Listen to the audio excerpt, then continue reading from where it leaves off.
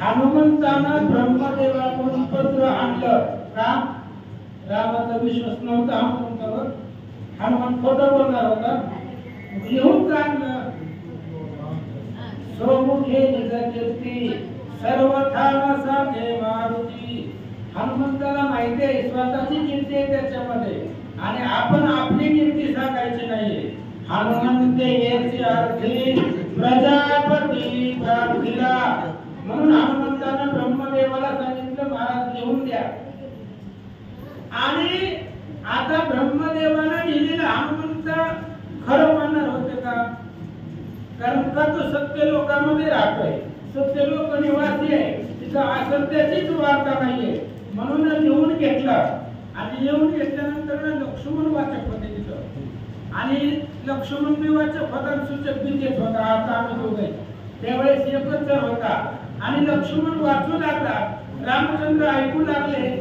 हनुमान रावणाच्या घरामध्ये गेले. रावणाच्या घरामध्ये गेल्यावर काय दृश्य पाहिलं नाही का? रावण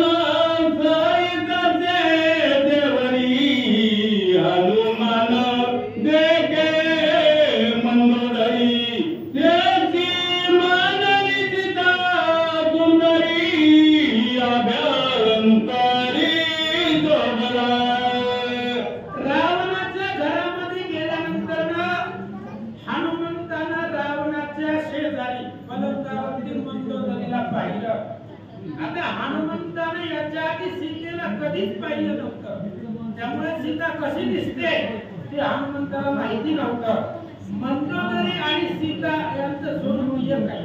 त्याचं कारण सांगतो मला. मंदोदरी विष्णू संभूत आहे. विष्णू पासून मंदोदरीची निर्मिती आहे.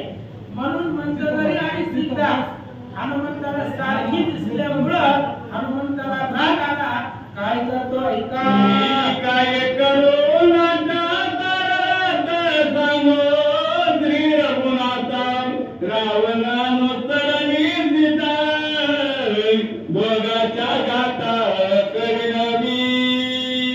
हनुमंताने विचार केला महाराज रामानं तर बरंच काय काय सांगितलं होतं. माझी बायको अशी आहे, माझी बायको तशी आहे, असं रामानं सांगितलं होतं. आता कोणी बी आपल्या बायकोचं स्वरूप वर्णन चांगलंच करतं महाराज. त्यावेळेस हनुमंताने विचार केला रामानं तर तसं सांगितलंय, पण इथं असं दिसायली का? जर सीता रावणाला अनुसरली असेल, जर सीता रावणाच्या पलंगावरती असेल तर मी विचार करणार नाही महाराज. त्या सीतेलाही मारील आणि रावणालाही मारील आणि दोघाला उचलून तिथं रामापाशी घेऊन जाईल असा विचार हनुमंत करतात.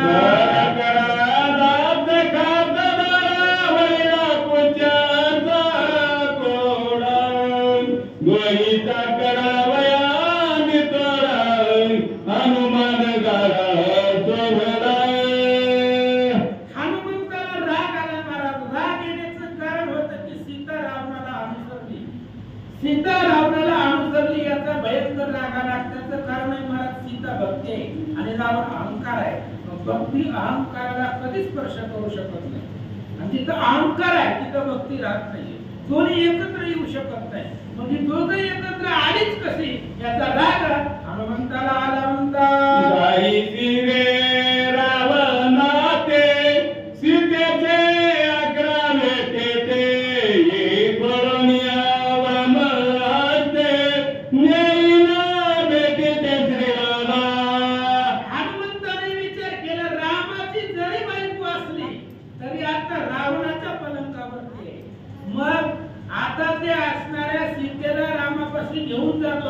आणि रावणाची 10 मुंडके त्या रावणाला कमळाचं फुल फोडून टाकतो महाराज नखानं.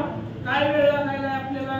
तशा पद्धतीने रावणाची 10 मुंडकी आणि एक सीतेचं 11च्या 11 मुंडकी उडवून टाकतो, मारून टाकतो असा विचार हनुमंताचा.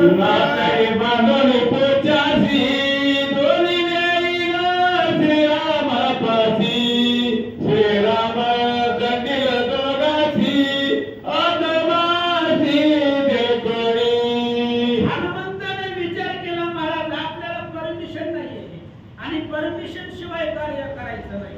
रावणाला मारायची सुद्धा परमिशन नाहीये आणि सीतेला हात लावायची सुद्धा अधिकार नाहीये. दोघांनाही मारता येत नाही. मग काय करायचं. दोघांनाही शेपटीमध्ये बांधतो, रामापाशी घेऊन जातो. मग सीतेचा अधर्म आणि रावणाचा अधर्म रामचंद्र पाहतील, त्याच्यामध्ये दोष कुणाचाही पाहतील आणि राम त्यांची ती शिक्षा करतील. विचार हनुमंत करतात.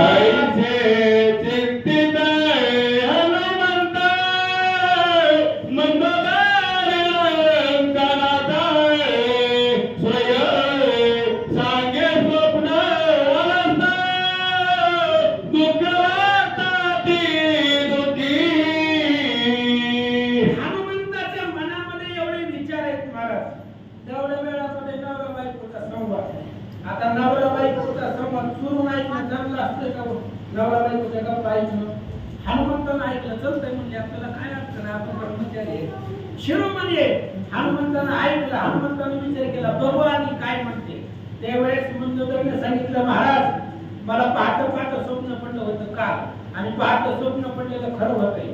तुमचं खरं झालं का नाही का. पडलंच नाही कधी. पहाटे स्वप्न पडलेलं खरं होतंय. मंदोदरीचं खरं झालं होतं. त्रिजटीचं खरं झालं होतं. तुमचं आमचं मी कधी कधी होतं महाराज खरं. आणि तीच खरं झालेलं स्वप्न मंदोदरी रावणाला सांगू लागले आहे का.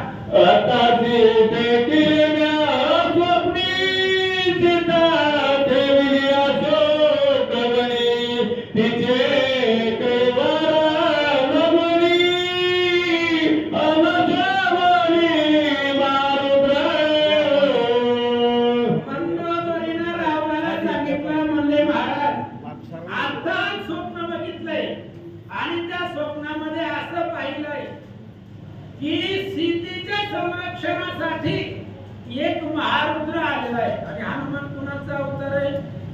झोपले काय आता 7 वाजता. हनुमान रुद्राचा अवतार. रुद्रध्वजी स्वयंशंकर उभय ध्येय रामचंद्र रूपे साचर अद्वय. हनुमान रुद्राचा अवतार आहे आणि रुद्र म्हणजे शंकर आहे आणि दोघांचं दैवत रामचंद्र आहे. महादेवाचं दैवत कोण आहे.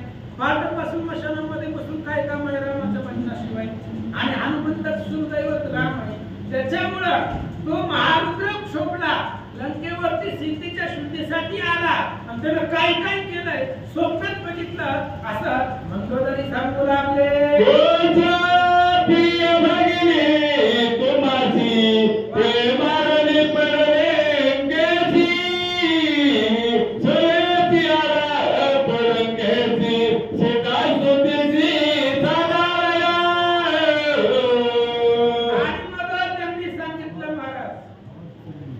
काय सांगितलं हो खाली पडायला आधारच नाही. मला खाली वाकायची सवय नाही. याला आपलं घेतलंय सेटिंग लागलं.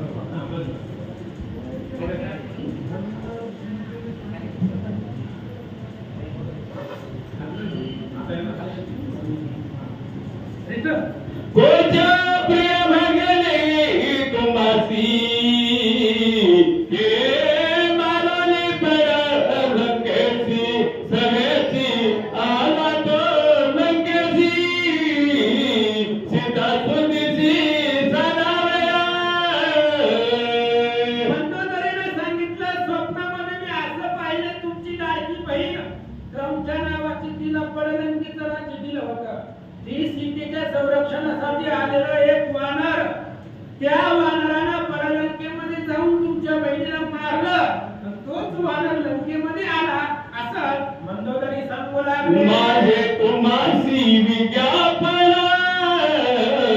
समुळे का माझे स्वप्न सीता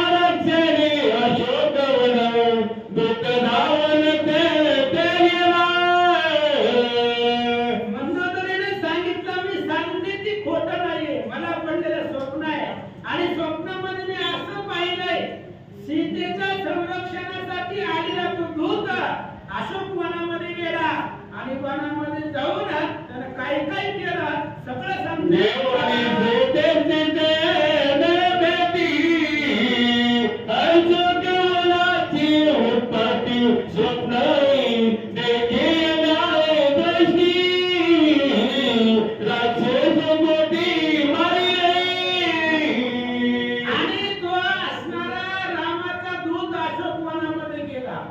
अशोक वनामध्ये जायचं एवढं सोपं होतं का? मग वाराला सुद्धा विचारावं लागत होतं रावणाला.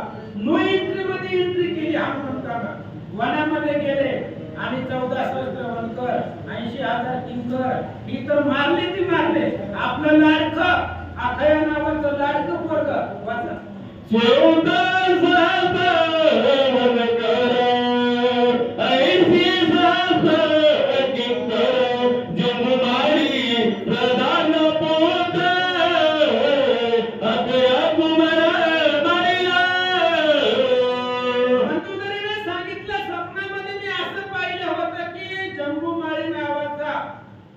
प्रधानाचा मुलगा आहे. त्याला तर दगडावर आपटून मारले महाराज. तुका म्हणे जंबूमाळी रगडीला परीत मारला होता आणि ते परीक्षाच परीत त्याच्यावरती फिरलं त्याला मारलं गेलं. असं असणारा जंबूमाळीला मारलं. आपलं लाडका मुलगा अखया त्या अखयाला मारलं असं म्हणतो तरी सांगू लागले.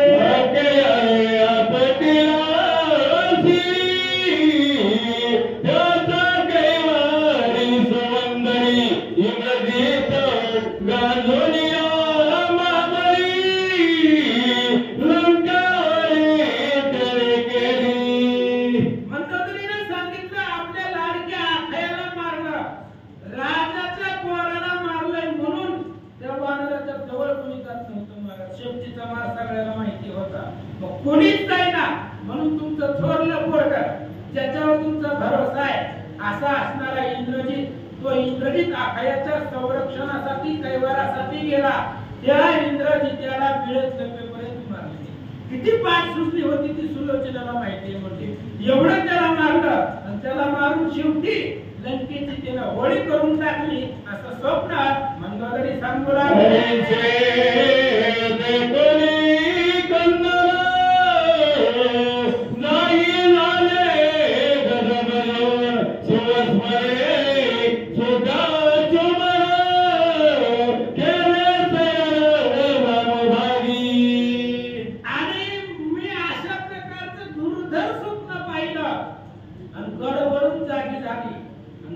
झाल्यावर आमचं कुलदैवत शिवभोळा चक्रवर्ती त्या असणाऱ्या महादेवाचं भजन करत बसले.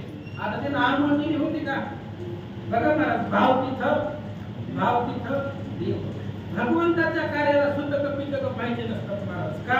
अहो त्यांचा उद्धार येणं होणार आहे. भगवंताच्या कार्याने त्यांचा उद्धार होणार आहे. धन्य हरिभक्त जन्मनेच्या वंशी सकळ कुळाशी. आणि त्या हरिभक्तांना जर शुद्ध कपाळ फिरलं तर त्यांचा उद्धार होणार आहे का? नाही. म्हणून सांगितलं गेलं महादेवाचं भजन केलं तिनं आणि वाईट स्वप्न पडलं म्हणून महादेवाची पूजा निम्म्या रात्री सुरू केली असं मंगळवारी सांगू लागले.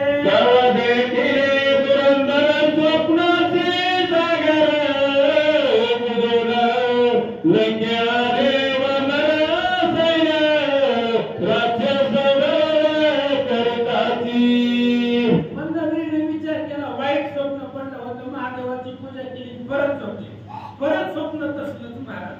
अहो महादेवाच्या मालकाची पत्नी आणली होती रावणानं. महादेव तो प्रश्न चोरी मारी आणि परतवारी इतके पापे तुझे शिरी. विभीषणानं सांगितलं होतं सगळी पापे तू.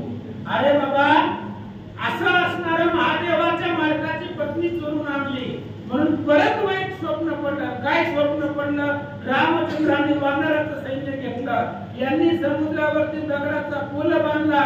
लंकेला आले. काय काय झालं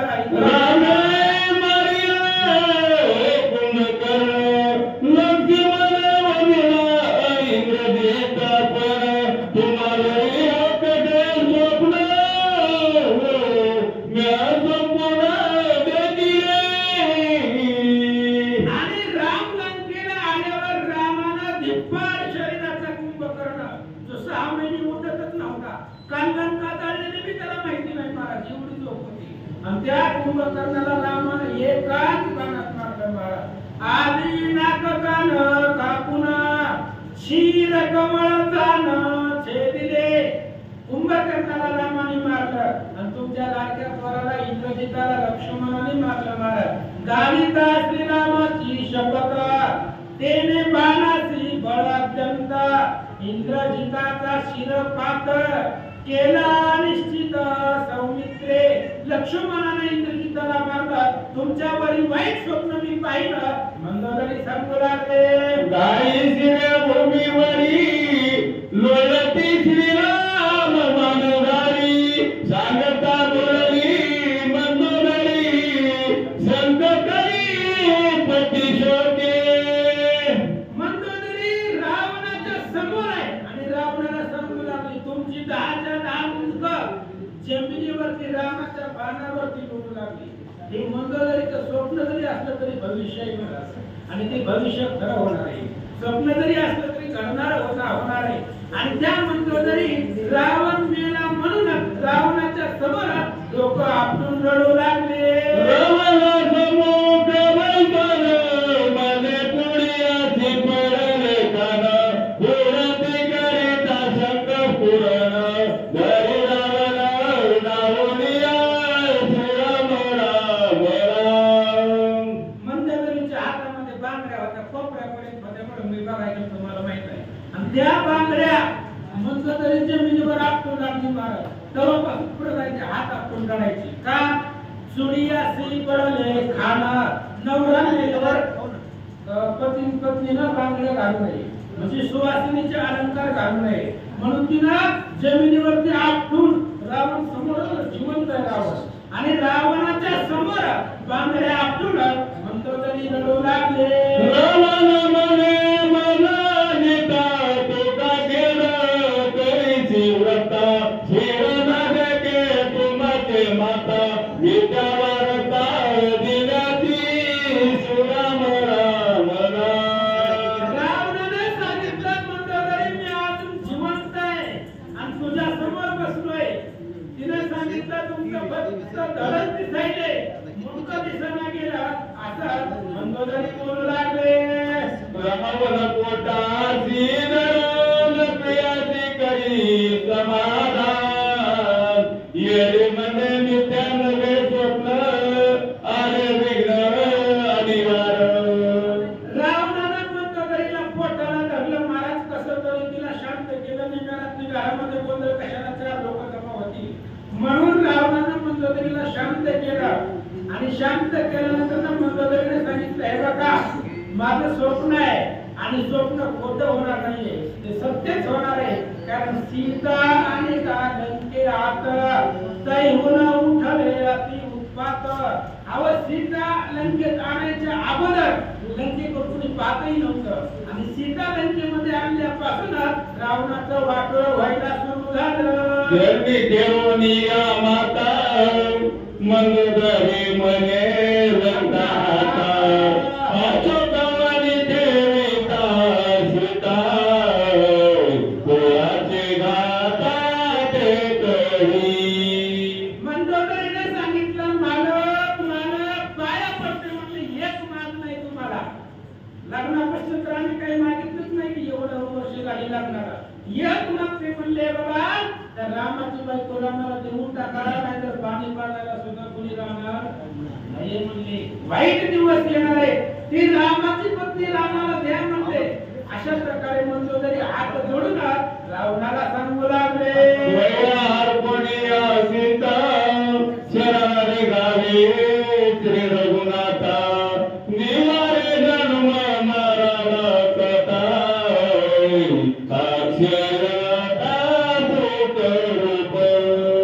मंदोदरीने सांगितलं, मालक गावात ब्रह्मपत्र गावाची म्हणजे ब्रह्मपत्राला गाव सगळं जमलंय. देवामध्ये भगवंताची कथा आहे. मंदोदरीने सांगितलं, हे बघा जर रामाला शरण गेला तर सायुज्य नावाची पदवी मिळणार आहे आणि सायुज्य नावाची पदवी अक्षय आहे. तिचा कधीच क्षय होणार नाहीये, जन्म मरण संपणार आहे. म्हणून भाग्यवंत मनोदया शरण गेले म्हणून रामाला शरण जावा जन्म मरण संपणार आहे असं मंदोदरी सांगू लागले. श्रीराम झाली अनन्या शरण कदा बांधेला जन्म मरण रावणाय पार्वती कृत कल्याण सत्यभाषे माझे. मंदोदरीने सांगितलं रामाला जर शरण गेला तर परत तुम्हाला जन्म मरण नाही आणि राम जन्म मरण निवारण करणार आहे. मला दुसरं कोणाकडेच नाही. माणसाला जगवायची मारायची पदवी 33 कोटी देवामध्ये फक्त रामाकडे, बाकी कोणाकडे नाही. बाकीच्यांकडे दिला तर वशिलेवर माणसं जगवले असते पण रामापाशी वशिला चालत नाही. रामापाशी वशिला फक्त भक्तीचा चालतो, बाकी चालत नाही. म्हणून श्रीराम शरीर उठवी बैसवी श्रीराम शरीर निजवी फिरवी हे जाणतेली स्वानुभवी एरा पदवी अतर्किया. रामाकडे ती पदवी आहे, बाकीच्याला जमत नाही. आम्ही एवढं लांब आलो महाराज, घरी जाणार पण नाही, आम्हाला माहित नाही. पण आम्हाला माहित आहे आम्ही रामायणाला चाललोय, केसाला धक्का लागत नाही. ही रामाचे भक्तीचं सामर्थ्य आहे. मंगळवारीने सांगितलं रामाला शरण जावा जन्म मरण संपत आहे, अक्षय कल्याण तुम्हाला प्राप्त होतं असं सांगतात.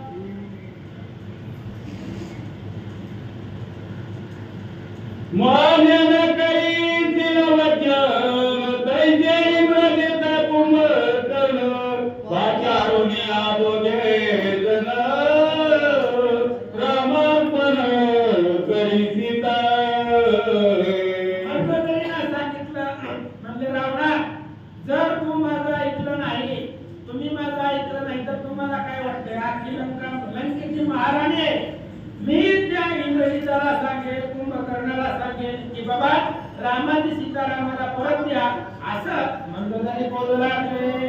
रावणाहित कुळातार्थ रामार्पण करी सीता. ऐसे रावणे ऐकता उद्वेगता पावला. मंदोदरीने सांगितलं रावणा स्वतःचं हित कशामध्ये बघलं बाबा, कारण मरणाच्या टायमाला कोणी वाचवायला येत नाही, आपलं हित आपण करावं लागतं. हो हित ते करावे. देवाचे चिंतन, देवाच्या चिंतनामध्ये हित आहे आणि ते आपलं हित कशामध्ये बघ रामाची सीता रामाला परत दे जन्म मरण संपल असं पत्नी सांगू लागली. महाराज नवऱ्याला कळत नव्हतं का? कधी कधी नवऱ्याचं चुकत असतं, बायको सांगत असते पण आपली ऐकण्याची मनस्थिती असते. रावणानं ऐकलं पण मंदोदरी पुढे रावणाचं बी काही चालत नव्हतं. तेव्हापासून आहे बायको पुढे नवऱ्याचं काही चालत नाहीये. रावण शांत बसला, काय करतो ऐका. मंगळवारेचे वचन सर्वस्वे मानी कुंभकर्ण इंद्रदेत वचनाधीन रामापरण करतील. सीता रावणाच्या मनामध्ये प्रश्न आला महाराज. मंदोदरी लंकेची राणी आहे आणि मंदोदरीचं बोलणं इंद्रजितही मानित होता आणि कुंभकर्णही मानित होता. रावणाला वाटलं उद्या तर मंदोदरीने इंद्रजिताला सांगितलं की जा रामाची सीता रामाला देऊन या. देणार नाही, आई आहे तिची, आईचं बोलणं तू ऐकणार. म्हणून रावणाला भीती वाटली. काय करतो ऐका. रामन सांगे मंदोदरीची निवडावया स्वप्न विघाताची आम्ही पुजू सदा शिवाची उपचाराची दोनी. आता रावणाला एक युक्ती सुचली महाराज. पण बायको समोर होती, बायको पुढे बोलायची देरी नव्हती रावणाची. रावणाला सांगितलं म्हटलं मंदोदरी स्वप्न पडलं ना तुला बाई, जाऊ दे म्हणले जा तू पूजेचं ताट घेऊन ये, आपण महादेवाची पूजा करू आणि महादेवाच्या पूजेला ही संकटाचं निरसन होईल असं सांगतात. काही गोरोनी नांगना विश्वासी राख्याची दुर्मला रावण झाली अशोकवना युद्धेच्या यज्ञात रावणा. रावणाला मंदोदरीला कामामध्ये अडकवलं महाराज. कोणत्या कामामध्ये?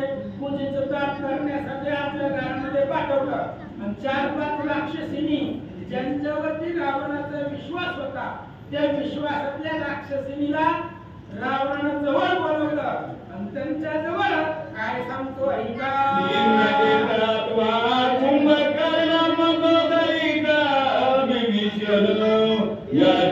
बोले सीतापण सर्वता सोडावी.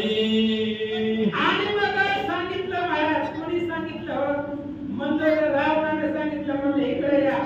मी काय सांगायला लागले इंद्रजिताच्या सामन्यावरनं विभीषणाच्या सामन्यावरनं किंवा कुंभकर्णाच्या सामन्यावरनं कोणीही येऊ द्या माझ्या सहीशिवाय काम झालं नाही पाहिजे. मी सांगितल्याशिवाय सीतेला सोडायचं नाहीये असं रावणा आपल्या विश्वासातल्या राक्षसिनींना बोलू लागला. हनुमान लागला तिथे मागेसी श्रीराम कृपा केली कैसी सीता नंगासी घेतलं. आता हे दोघांचं बोलणं कोण ऐकत होतं इतक्या वेळ?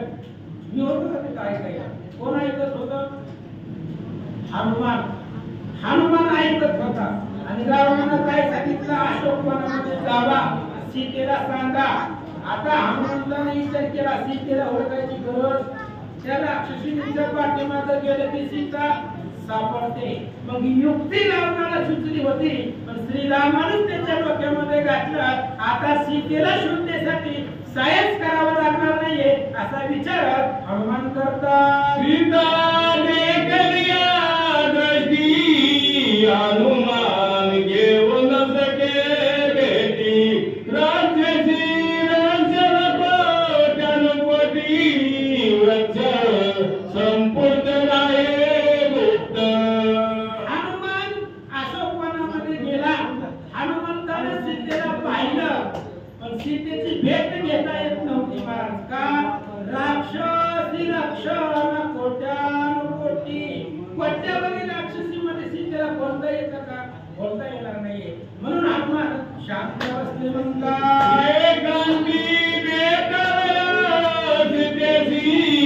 हनुमान गुप्त वृक्ष लावती कैसी वृक्ष वल्लीची राम स्मरण. आणि मग हनुमान सीतेची भेट घेण्यासाठी झाडावरती गुप्त राहिले आणि झाडावर बसून हनुमान पाहू लागले कोण कोण झोपलंय कोण कोण गप्पा मारायले कोण इकडे तिकडे बघायले. हनुमान पाही लागले हनुमान पाहू लागले.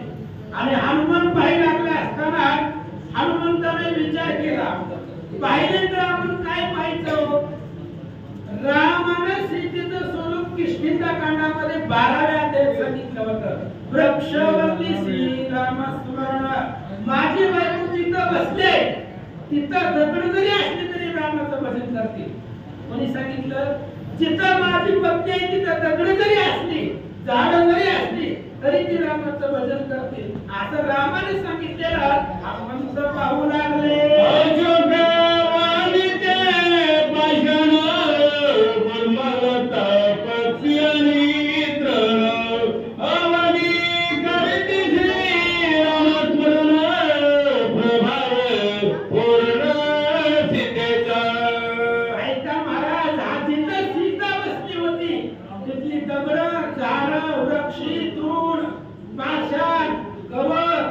पक्षी जागा जमीन सगळं रामाचं भजन करत होती महाराज. परिणाम कशाचा आहे?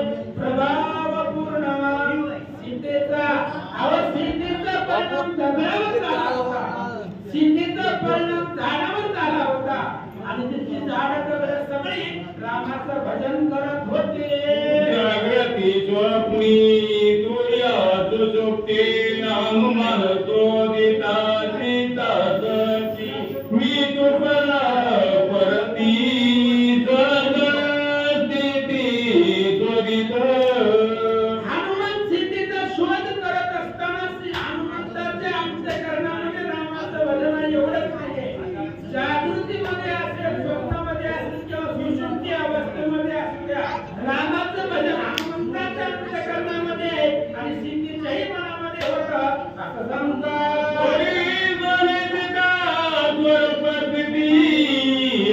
सोनी हनुमंत सोरक शक्ती सुखावली श्री रघुपती नयना सर्वती स्वानंद बिंदू. आणि हनुमंताची जी कीर्ती आहे ती ऐकणारे राम महाराज. ही ब्रह्मपत्र ऐकायला राम असते, ऐकायला हनुमान बसलाय आणि वाचणारा लक्ष्मण आहे. म्हणजे वाचणारा शेष मूर्ती आहे, ऐकणारा ब्रह्मांडाचा नायक आहे आणि ज्याची कीर्ती आहे तो देवाचं लढीवाळ आहे. अशा प्रकारे हनुमंताची कीर्ती लक्ष्मणानं वाचली, रामानं ऐकली, रामाला हनुमंताची युक्ती पटली, आनंद झाला असं सांगतात. पूर्णानंद हनुमंताची रघुनंदन संतोषी करीतचे. हनुमंताचं वर्णन ऐकलं राम रडू लागले. रामाला सीतेची आठवण झाली असेल की 6 महिन्यात रडू लागले. अहो देवानं रडावं तेवढं प्रेम पाहिजे. देवानं कधीतरी आपलं म्हणलं पाहिजे ना, माझ्या विठोबाचं धन्य सीतेचे मनोरथ धन्य श्रीराम मनोरथ धन्य हनुमंताचे निमित्त सेवानुरक्त श्रीरामी. अहो सीतेचं जीवन धन्य आहे. वनामध्ये असलं तरी रामाचं भजन आहे. हनुमंताचं जीवन धन्य आहे. दास्यत्व निकट हनुमंते पै गेले. हनुमंतानं दास्य भक्ती केली म्हणून हनुमंताचं जीवन धन्य आहे. सीतेचं जीवन धन्य आहे. ग्रंथकर्ते सांगतात धन्य रामाचे गीत आरती ओसंडे परमार्थ रामाचे श्री रघुनाथ स्वयं दुर्लभ स्वानंदे. ब्रह्मदेवाचं ब्रह्मपत्र धन्य आहे महाराज. कारण ब्रह्मदेवाला माहिती होतं ऐकणारा राम आहे, जगाचा कार्य करताना ऐकणार आहे. त्यामुळे ब्रह्मदेवानं नाना युक्ती दिली असे. अनेक पद्धतीने डोकं वापरून ब्रह्मदेवानं ते पत्र लिहिलं होतं. लक्ष्मण वाचू लागले. ऐका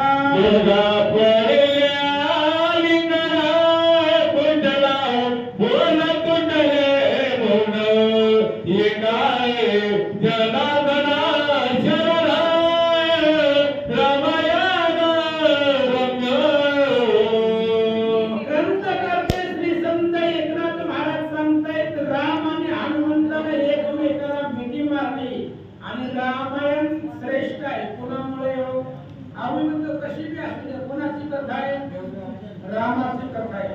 रामाची कथा आहे बरं. लक्ष्मी एका मिनिटामध्ये सांगतो. गावामध्ये ब्रह्मपत्र आहे.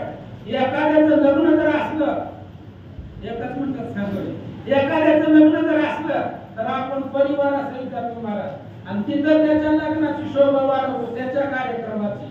मग ही कार्यक्रम कुणाचा आहे? तुमचा आमचा नाही, देवाचा आहे. मग तुम्ही जर परिवारासहित आले तर कुणाला आनंद होणार आहे? रामाला आनंद होणार आहे. रामाला आनंद होणं असं जीवन जगावं लागतं. म्हणून गाव भरून या ब्रह्मपत्राला आणि पुढची हनुमंताची कीर्ती ऐका असं सांगतात. श्रीरामाय विश्रांती हनुमंती हनुमंता श्रीराम विश्रांती एकी परती अनंग प्रीती अगम्य स्थिती स्तुती शास्त्र. हनुमंत आणि राम आहेत महाराज. देव भक्ताचं नातं आहे आणि हनुमंताला जिथं जिथं अडचण आली तिथं हनुमंतानं रामाचं भजन केलंय. आपण बी तेच करतो महाराज, पण आपण अडचणीत करतो. पण हनुमंताच्या मुखात सर्वजित रामाचं भजन आहे. नित्य श्रीराम नाम स्मरण तेथे यश कीर्ती कल्याण. अहो रामाचं नाव जर मुखामध्ये असेल तर यश कीर्ती आहे. गळ्यामध्ये हार आहे. तुमची आमची ओळख आहे का? आधार कार्ड पाहिजे का माझं कुठून आलंय ती? मग एवढा मोठा हार गळ्यामध्ये कशासाठी टाकलाय? होय, नामामने दया असावे कल्याण ज्या मुनी निदान पांडुरंग. वाचा भक्ताय भावार्था जे प्रेमा स्वयं झाले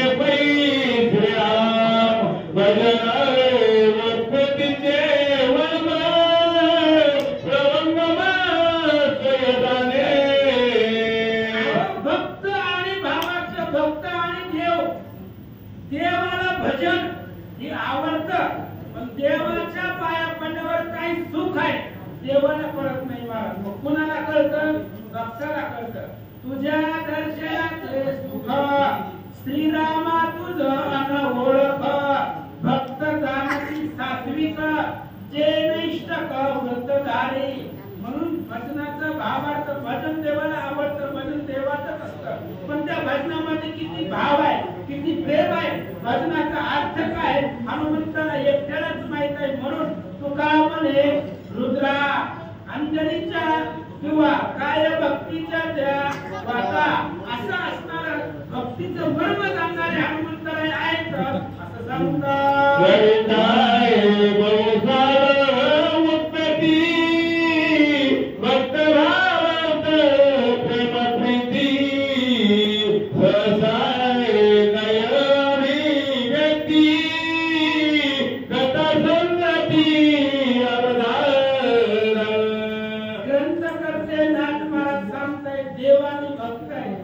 या दोघांच्या प्रेमाचं वर्णन करायला मला जमत नाही. बहुसार सांगितलं, अनेक वर्ष जरी यांच्या प्रेमाचं वर्णन केलं तरी ते संपणार नाही. भक्ताचं आणि देवाचं नातं अविनाशी आहे, त्याचं वर्णन मला करता येत नाही. पुढे हनुमंतानं काय केलं आहे का?